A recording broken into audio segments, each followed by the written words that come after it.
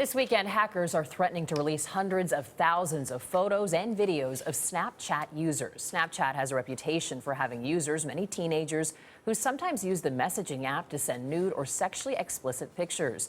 The images then supposedly disappear for good after several seconds. Let's learn more now from Izzy Lepowski, a staff writer at Wired magazine. Izzy, good morning. Good morning.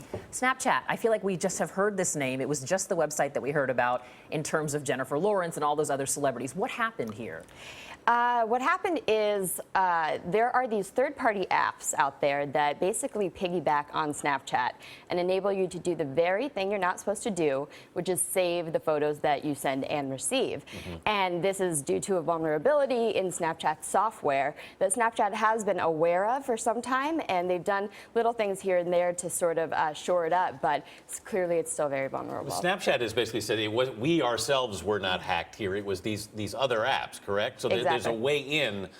They've had security problems before, haven't they? They absolutely have. They've gotten in trouble with the FTC. They had a situation where millions of usernames and phone numbers were leaked. And so it's, another reminder that this is a company that was a small thing between a couple college friends. It got really big, really fast, and they're kind of having to learn on the fly how to deal with these security problems. These kids, some of them 13 to 17, they're sending inappropriate pictures. We have adults sending inappropriate pictures. Where do they all end up?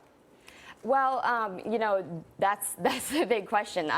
They're supposed to be deleted from Snapchat's servers, but these third-party apps will enable you to save them either on the device or, even worse, in a remote server, because that means that everybody's information is shared in the same place.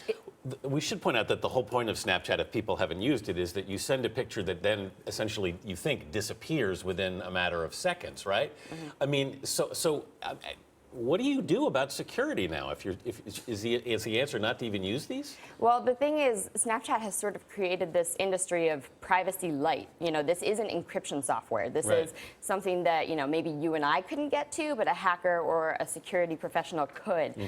It's going to be really bad news for Snapchat if people start, not sharing anymore, if people are afraid to do that. So it's in Snapchat's best interest to take care of these security concerns. It's also somewhat frightening to think that these files, at least according to the initial reports, had been collected over the course of years.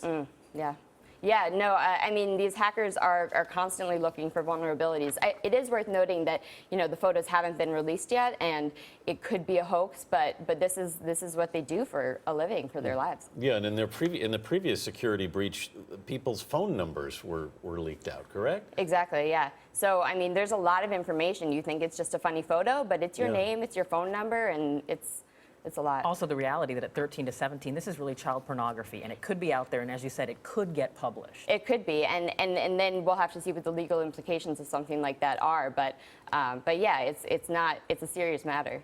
Izzy Lepowski, thanks so much for joining us this morning.